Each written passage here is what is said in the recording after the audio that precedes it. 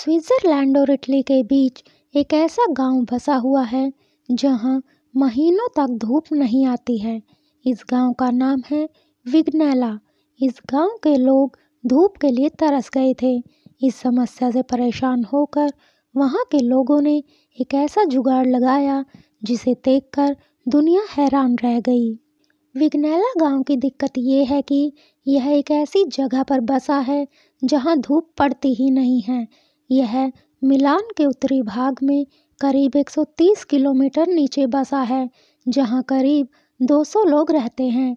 ऐसा भौगोलिक परिस्थिति की वजह से है क्योंकि ये गांव ऊंचे ऊंचे पहाड़ों के बीच बसा है और सूरज की धूप पहाड़ों की वजह से गांव तक नहीं पहुंच पाती। ऐसे में लोगों को 80 से 90 दिनों तक बिना धूप के अंधेरों में गुजारने पड़ते थे। इस समस्या का हल खोजने के लिए पहली बार साल 1999 में विग्नेला के एक आर्किटेक्ट जियाकोमो बोनजानी ने गांव के चर्च पर धूप घड़ी लगाने का प्लान बनाया था, लेकिन बाद में इसकी जगह एक विशाल शीशा लगाने का फैसला किया गया जो धूप का प्रतिबिंब गांव तक पहुंचा सके।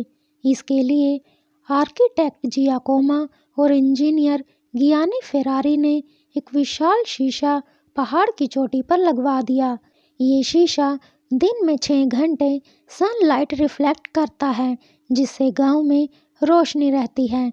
इसे कंप्यूटर के जरिए ऑपरेट किया जाता है और सूरज की दिशा की तरफ घुमाया जा सकता है। विग्नेला के पूर्व मेयर मिदाली ने 2008 के एक इंटरव्यू में कहा था, ये प्लान किसी वैज्ञानिक उद्देश्य से नहीं बनाया गया, बल्कि इसकी मानवीय वजह थी। सर्दियों में यह शहर ठंड और अंधेरे से भर जाता था और इसी वजह से लोगों ने इस इलाके से पलायन करना भी शुरू कर दिया था। लेकिन अब यहाँ धूप आती है और हालात अच्छे हैं।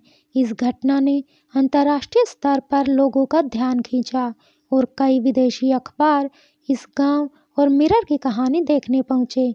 अब ये गांव आर्टिफिशियल सन की वजह से काफ़ी फेमस हो चुका है।